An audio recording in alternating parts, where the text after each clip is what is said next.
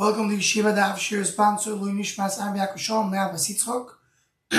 We're holding Metzia Daf Tzadik Zayin. We're starting at Tzekvot base in the bottom. The Gemara says the following: Halu Gavro Deshoyl Nargo Michavei. One borrowed an axe from his friend. Idbar, it broke. Also come in the Rova, came from the Rova. Omer Lezilai Sisaide Deloishonis Bay. Bring your rayo. You didn't do anything wrong with it. In other words, you were using it in the right way. And therefore, it got broken, machas menocha. And it did as mesa machas menocha. You're potter. V'yivtir. And then you'll be potter. So what happens if there's no anything? Similar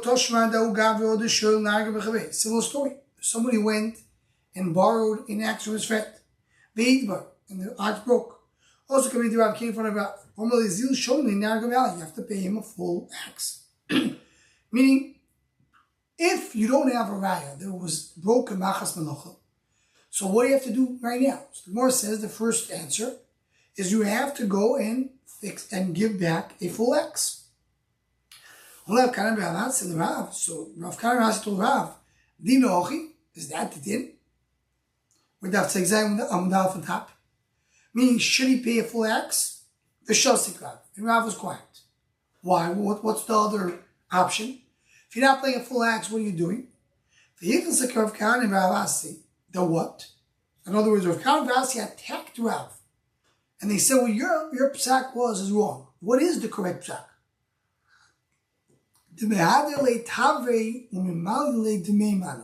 He gives back the broken pieces and he pays him the rest. Meaning he doesn't have to give him a new axe. He needs to shoyel, pays back, he gives back the broken pieces and just to pay the difference. Tosfos goes here and length to say that even Rav agreed that you can give back the pieces. Because the thing is, whatever you pay, you mishal even suing, as we saw in Metzia Bava. But the shaila is, what do you do with the decrease in value that happens from the time of the nezek until the time of the payment? Do you pay like it wasn't? Do you have to give him the difference, or you don't? Rav said you have to give him the difference, and Rav Kana Rav Asi says you don't.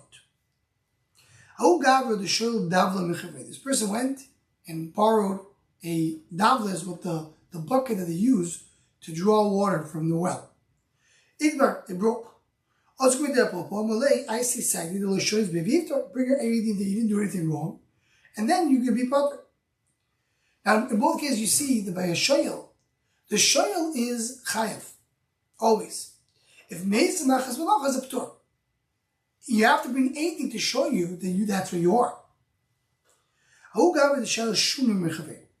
One who borrowed a cat from his friend. Came mice and killed the cat. Yossi Rav was debating. What's the story over here? That means they call because a cat's supposed to kill the mice, not the opposite. Maybe it's that. So Tosfos asks, what's the happening? Of course, the cat is doing its malacha, fighting the mice. So Tosfos says that he brought it to a place where there's many rats. The cat was put in a place that was infested with mice. So that's why the kshala is maybe he did too much. Men,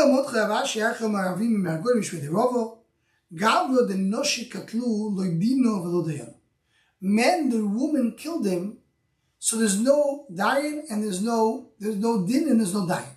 Rashi explains what does it mean, gavakatlu, that what we're talking about. If a man by having be'ilo died, so that's not normal. In other words, there's a normal way of things happening.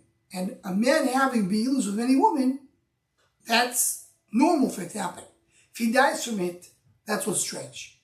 So a cat who's fighting the mice and dies from the mice, that's strange, and therefore it's considered to be meisach machas. I mean, it's not normal for the cat to die. Ikadam, so there's two is a little different. They didn't kill him, he just ate too much mice. And then he died from the eating it. So Rashi was asking, what do you do in this case? Same idea. This is the normal way of a cat to eat mice. And if he doesn't know how to handle himself, so that's something which is not normal. Okay, something more. Someone wants to borrow from his friend and wants to be potter. Tell the one who's lending, give me water at the same time. To have a sheila b'bayit, that makes it right away sheila b'bayit, because the owner is working for you. As we saw before, he could do milocha acheres, right? You don't have to do the same milocha. So he's doing milocha acheres. He is borrowing an item, and the owner is doing something for him. And if the owner is pikeach, namely shoyil bereisho. Says, no, I'll give you one, but first of all, I'll take the item. So what did we learn before? If a shas sheil is no owner, then you don't say sheil b'bayit. You don't say the owner's with him. Omer Rov, says Rov, Makre Daidaki, a Rebbe who teaches kids. Shat lo. If you look at the Rashi over here, so shat lo, we're talking about somebody who's a planter. It's like a sharecropper who plants vineyards. Tavcho is a butcher. V'umno, the one who takes out, who draws blood. Sapar mato is the barber. Kulon be'ivdan aviditaro, during the time that they're working. Kashela b'aylam. In other words, someone lends an item from one of these workers, they could say b'shela b'aylam. Why is it shela b'aylam? Because, as Rashi says, he's considered to be available for anybody in the city to work for them. Teach the kids, give a haircut, he'll do anything in his work. So therefore, if someone while is working, he lends, he's considered to be Sheva B'ayim. These people that are servicing the town, they always are available to be hired for everybody. They're considered to be Sheva B'ayim. Omalei Rabbanan L'Rova, so Rabbanan told Rava, Shayalon Man, you are hired by us. Why? Because you're teaching us Torah. Very fascinating Gemara. You're teaching us whatever you want. So therefore, we're going to lend from you something. If we're going to borrow from you something, so there will be Shayla L'Bayim. Ikvit, he didn't like what they said. Amalu lafkui mamoinika, but you want to take our money away? Meaning you wouldn't say that if you borrow from me, you're not going to be able to pay, you're not enough to pay me back? Adrabah. Atun she'il tunli. You are borrowed to me. I mean, you're hired by me. You know, I want to show you that you are, who is here? The discussion here, who is servicing who? The Rebbe is servicing the Talmidim, or Talmidim is servicing the Rebbe? It says that the Talmidim is servicing me, not I'm servicing you. You know, I'll be your right. But if we're learning more Masechta, and I decide I want to learn something else, I can change it. Meaning I do what's in what is better for me, what's more beneficial for me. As Rashi says, I want to learn another Masechta, not to forget it. Like the same, now I'm changing your limud. You can't come against me. So I'm the one who's making the decisions. I mean, you're really working for me. And you can't go, you can't get out of it, and you can't change. So he says, He says more, what he says is not exactly true. Depends when. When you darshan before the regular teaching the halachos of the moyed, then you can't change the limud. You must teach them the moyed before Pesach. Teach Hilchos Pesach. So then the Rebbe is hired for the Talmidim. The rest of the year, the Talmidim are hired by the Rebbe because he can change. Fascinating, Be'ez Hashem. We'll get back to this with the Shrom Achshon. Meir Bacharino Ugor Kodivyaso Beichozoi. So Meir Bacharino, he rented Kodivyaso as a prater, as a mule, from Beichozoi. Nofok Liduluye to Uno Badai. Pashu Babimis. So he went to work with them. Right? And they did a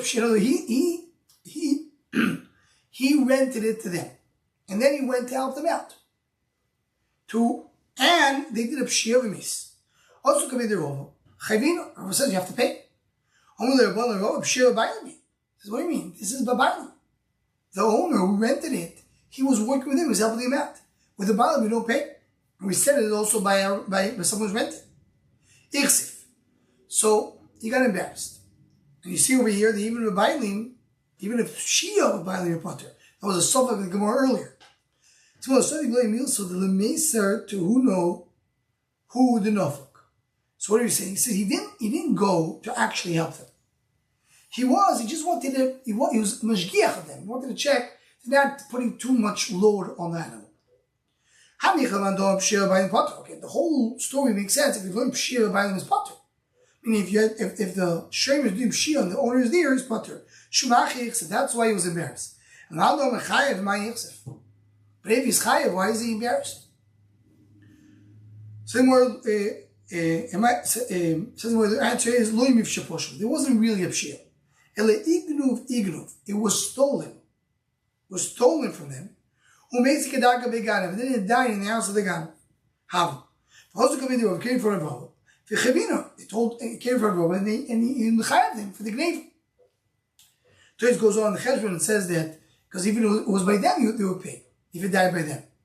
So nothing here was pshia, but the animal died and it was stolen. Both things are chayav. Only our brother Rava gave Rebailim, he happened to Rebailim. Ichsif. So he was embarrassed. So the basic told him enough, he didn't really help them, he just mashgiach them, and therefore it makes sense actually to be Rebailim, and that's why this makes sense. This goes back to early in the Masechto, because Rava was Metzia that the Choshev Tzadikim won't make a mistake at the Psak Halacha. So the Mishnah. Hashoyel is a poor. Someone borrowed a cow. Shalach Hatziyoyim v'schar Hatziyoyim. He borrowed her for half a day and rented her for half a day. So the cow is some of the time borrowed, some rented. Or Shalach Yoyim v'schar l'machar. Or he rent today, he borrowed completely. And the next day, he rented. Sochar Hachad Shalach is two cows. One was a sheila cow, one was a rented cow. Now Teis goes on to say that all this is loizu azu k'tani. Okay? Loizu azu. Not only if you did half a day, which is mamish asafek, because everything is the same day, but even if it's 2 separate days, then it's very clear cut. Or if it's 2 different animals, even more clear cut. And now what happened over here? The meso, and the animal died. Now what's the case? So Mishnah will bring you 3 cases. Case number 1, Hamash loimer shu'ula meso. Masha says that the one that it died when it was born, or beyond just a shu'ula meso. Second case, or the day of born it died. It's like Zayin with base. B'shah shoysa shu'ula meso, or in the time that was born it died.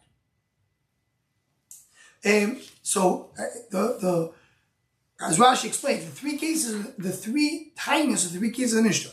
Shula Mesa, the 2 cows, the first one, the one who was Shula died. The day the Shula is the one who do it for 1 day this day, 1 day that. And Bishah is 1 hour this, hour that.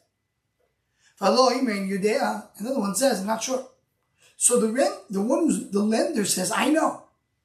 And the one who borrowed says, I don't know. The din is Ichayev. If the lender knows, he can take the money.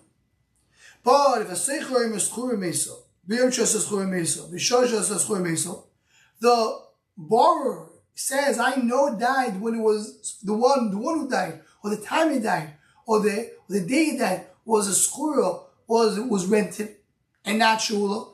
And schura is potter when it dies. Only shula's chad dies. It's honest. Falau man you there, and the lender that says, I don't know. So then he's potter. So the first case, the lender says bari, and the one who's borrowing or renting says, I don't know. And the second case is the opposite.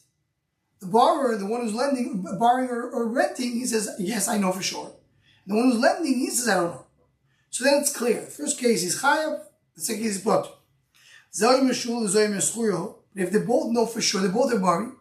He says, I know what happened when it was shula. The other one says, I know what happened when it was shula. So then the seicher should say a shvur. It's bar against bar, shvur works. Zayman Yodev, Zayman Yodev. They both say I don't know. The din is Yachleiku. So then you split into half. So by Bari and Bari, it's gonna be you're gonna do Shua. By Shama and Shama means a suffix. By all of us, you do Yachleiku. So obviously this is a very big sugya. We'll just start today, the beginning of the sukkah, and Hashem will dwell into it in tomorrow's daf. Says the word Shabbos Minei. What do you see from here? When you have a toya, you have a plaintiff, it's coming to a defendant. It says, I know for sure that you owe me money. And the defendant says, I'm not sure. That's what you see from the beginning of the Mishnah. Because the owner says it died when it was borrowed.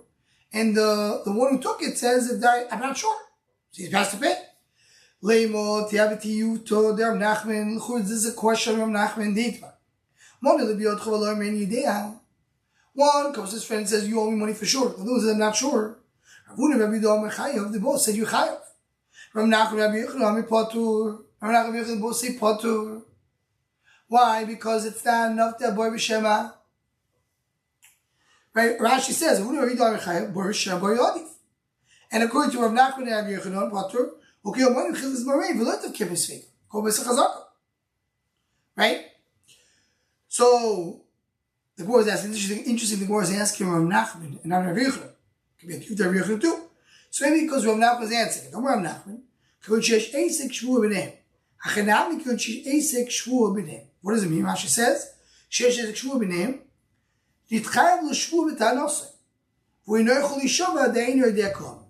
if the plaintiff goes to somebody and says, you owe me money, and the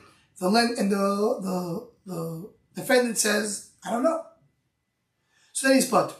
But if the defendant needs to do a shvuah, and he can't do a shvuah, the din is mitoich sheinu shova yeshala.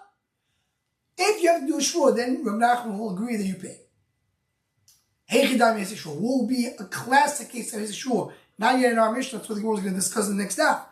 But in general, when you have a bori v'shema, says the Gemara, Kederovo. Like Rova, what did Rova say? Says the one that say Chesed Mudalef. The Omar Rova, Monili biyot in the Chaviyot the Chamishin. One says to the friend, you owe me 100. He says, no, it's only 50. So Vashar in your dia. Here's like this. The plaintiff says, you owe me $100. The defendant says, 50 I for sure owe you. The other 50 I'm not sure. So now what happens, if you would say 50 I know, 50 I don't know, you have to do a shvuah. Because you have moedeh b'miktzes atayna. You're admitting part of the time. You say I owe you 100, and I say that it's only 50. So it's what you need to get done. You have to nishba on the rest. But he says on the rest, I don't know. I'm not sure. Maybe yes, maybe not. So you can't do shvuah on the rest. The thing is, because he can't do a shvuah in this case, because he says I don't know. So this is a case that even Rav Nachman will agree that you do pay. Usually when you have a taino and he says I don't know, for every shema, you put a chazaka. But if it's a case he needs to do a shvuah, so then even if he says I don't know, but he has to do shvuah then, he can't do shvuah, that will be a case. And now the Gemara come and explain it, how our Mishnahs talk about the case. Where is the shvuah in our Mishnah? What's the case that you need to do a shvuah, but he can't do a shvuah? Just to mention, this will end. Torah says over here, we saw this place also over Kabbalah. Then when do we say the Bar Rishah, Bar Yadif according to Ravuna or Yehuda, is only when it's a Bari Toiv V'Shema Guru. Meaning, when the person supposed to know, Bari Toiv V'Shema Guru, the person who's timing, he's supposed to know what happened over here. Like the case of a loan. What do you mean you don't know? You don't know if Reuben lent you money? Does Reuben supposed to know? No, of course he's the lender. So is Shimon supposed to know? Yeah, he's the borrower. So the bar is a good bari, and the Shema is a bad. It's the case over here, he knows, and the other one doesn't know, makes it very suspicious. But if it's the opposite, let's say you have a case of of the case we have in Bava Kama. Shosha Gavas Tapar. So you have two oxen running. How one's supposed to know what happened over here? So the one who says Bari says, how do you know? And the Shabbat, how am I supposed to know? So then you don't say Baruch Shabbat or Yadif. And then we may have to understand in our case, but we'll have to do it the next Gemara. What is the case over here that the Mashal and Shoyel know what happened? In what case? And this leads us really to the discussion of the Achrein, because the Achrein discuss, Torah says, if the Bari is good and the Shema is bad, that's what Baruch Shabbat or Yadif. If the Bari is bad and the Shema is good, that's when we say that the Baruch Shabbat is not Adif. What happens if it's a good Bari and a good Shema?